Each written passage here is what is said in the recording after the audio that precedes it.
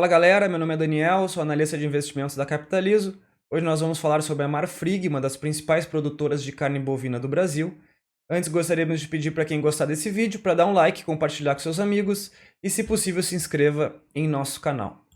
Então, em relação à empresa, ela iniciou suas atividades em 1986 como uma distribuidora de carnes diversas e abriu seu primeiro centro de distribuição em 1998. A primeira planta de abate foi arrendada em 2000, quando a empresa passou a se chamar Marfrig Frigoríficos. Ela abriu capital em 2007, estando desde então listada no Novo Mercado, que é o segmento máximo de governança corporativa da B3. Recentemente, ela realizou então desinvestimentos, Dentro desse processo, adquiriu a National Beef, 51% de participação em 2018, e vendeu ativos da Keystone Foods, que é uma produtora majoritariamente de carne de frango. Então, nesse processo de desinvestimentos, a empresa passou a focar mais no seu core business, que é a produção de carne bovina, deixando de lado então essa parte de carne de frango. Ela é uma processadora de carne com atividades nos Estados Unidos, no Brasil, no Uruguai e na Argentina, e também é produtora de hambúrgueres nos mesmos países. Alguns números, então: mais de 30 mil colaboradores, 24 unidades primárias de processamento, 12 unidades de processamento e 10 centros de distribuição. A capacidade de abate nos Estados Unidos é de 13 mil animais por dia e no Brasil de 15 mil animais por dia, totalizando, em conjunto com a Argentina e com o Uruguai, quase 33 mil animais por dia, aqui a capacidade de abate total. 106 mil toneladas de hambúrgueres produzidas por ano nos Estados Unidos e 69 mil toneladas de hambúrgueres produzidas por ano no Brasil. Valor de mercado, então, das ações negociadas em mercado secundário de 5,3 bilhões de reais. Aqui, então, em relação aos pontos positivos, o primeiro é o processo de desinvestimento. A empresa realizou recentemente a venda da Keystone Foods, que é produtora de carne de frango, majoritariamente. Nesse processo, ela conseguiu absorver 2,1 bilhões de dólares e reduzir a sua alavancagem até 2,7 vezes na relação dívida líquida EBITDA.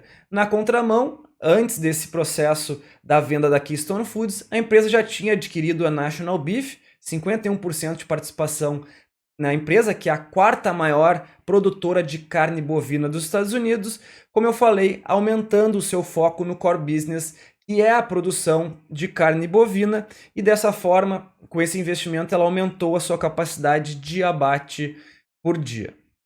Segundo ponto positivo é a diversificação geográfica. A empresa tem ali um volume de vendas muito direcionado para o mercado norte-americano, mas também atua em outros mercados, como é o caso do Brasil, e também tem grande relevância de exportações para a China, que ali, inclusive, aumentando do ano passado para cá.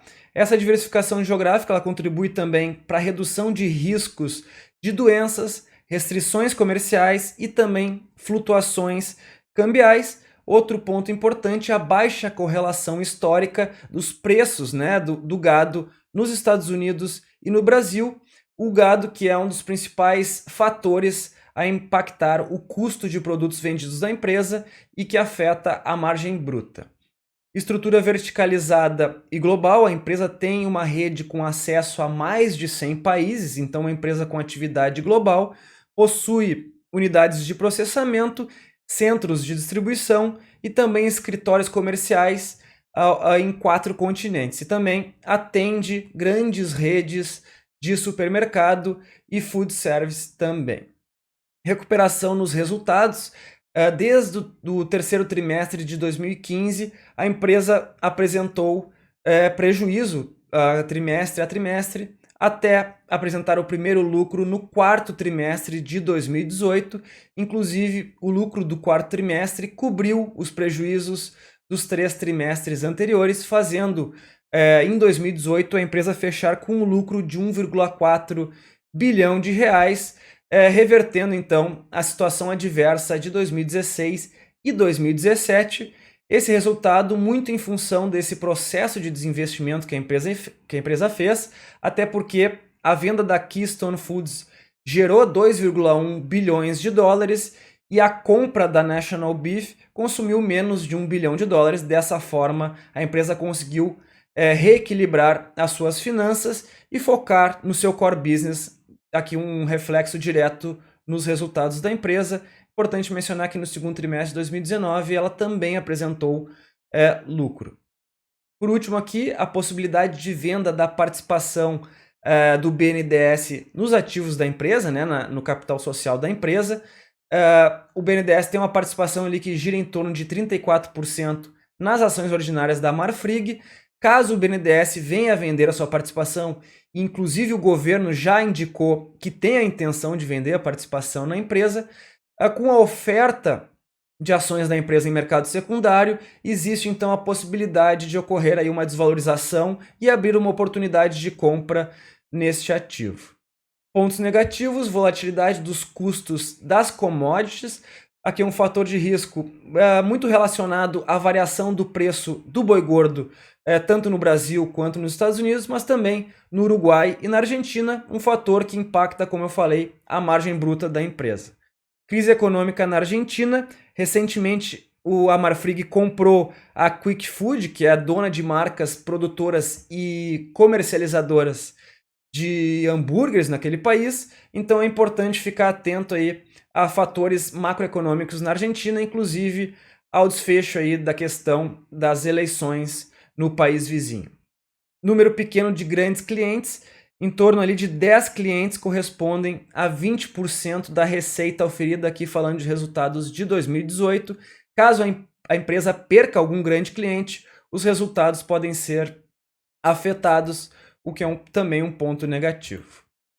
Aqui em relação ao endividamento da empresa, a gente pode ver que ela reduziu a dívida líquida ali na passagem do terceiro trimestre de 2018 para o quarto trimestre, muito em função, como eu falei, da venda da participação da Keystone e também aqui com um efeito cambial e também do fluxo de caixa da própria empresa, a alavancagem caindo de mais ou menos ali 4,2 vezes na relação dívida líquida EBITDA até mais ou menos 2,4 vezes. É um ponto importante, a redução da alavancagem financeira da empresa.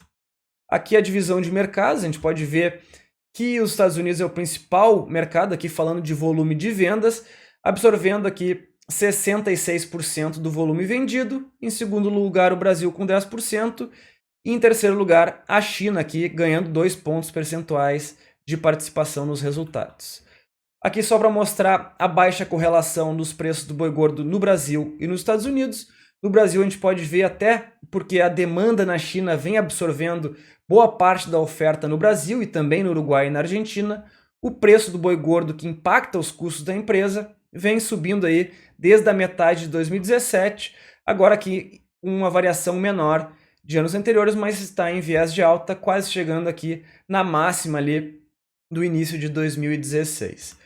Nos Estados Unidos, um movimento contrário, né, a longo prazo, com preços menores, inclusive com uma queda mais forte agora no início de 2019.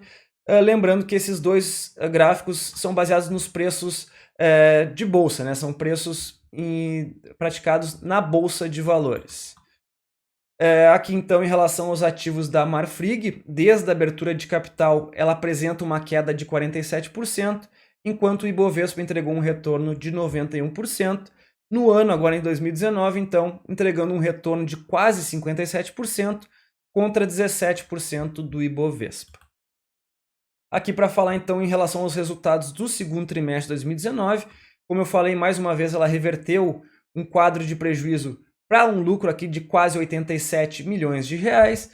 Pontos positivos então para o efeito do câmbio, né, a desvalorização do real frente ao dólar e a maior demanda da China e do Oriente Médio, contribuindo aqui para o aumento de exportações no Brasil, Argentina e Uruguai. Aumento de volume vendido e preços nos Estados Unidos também contribuíram positivamente.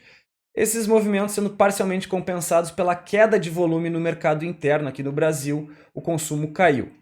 Maior custo do gado no Brasil e no Uruguai, então, impactando aqui a margem nesses dois mercados. É também importante mencionar que a empresa direcionou do fluxo de caixa livre 305 milhões para a planta de Iowa, que foi uma recente aquisição nos Estados Unidos, que acrescentou 1.100 cabeças, né, um abate por dia, né, 1.100 abates por dia, e também investimentos na unidade de Várzea Grande, aqui uma parceria com a ADM, que é uma multinacional norte-americana, para a produção de hambúrgueres com fonte vegetal, já inclusive fechando contrato com o Burger King para fornecimento do produto. A gente está com o ativo sob observação, no momento nós não temos nenhuma recomendação, vamos aguardar aí o desdobramento em relação à venda de participação do BNDES, mas estamos atentos aí, colocamos sob observação o ativo da Marfrig, mas no momento não temos nenhuma recomendação. Só para falar um pouco então sobre a Capitalizo. A Capitalizo é uma empresa de análise e recomendação em investimentos. Nós possuímos produtos voltados para títulos de renda fixa, fundos de investimento, temos o Invista em Ações, que utiliza análise fundamentalista para recomendações de longo prazo, temos o Carteiras Capitalizo, que engloba esses 3 planos em um só, e temos o Full Trader, que utiliza análise técnica e gráfica para recomendações de curto prazo. Temos também o Capitalizo Completo, que engloba todos os planos em um só. Caso você queira analisar o nosso trabalho, basta chegar em conteúdos grátis, lá embaixo clicando em relatórios grátis, você vai ter 3 opções, clicando aqui, por exemplo, no relatório da Tenda, basta preencher seu nome, e-mail e celular, que você vai ter acesso então ao relatório da Tenda. Caso você queira participar da nossa lista de transmissão do WhatsApp, basta chegar aqui na descrição do vídeo, clicar nesse link, você vai ser direcionado a essa página, onde você terá o passo a passo para enviar uma mensagem para a gente e participar da nossa lista de transmissão. Tá certo? Então, em relação a Marfrig é isso. Até o próximo vídeo e um abraço.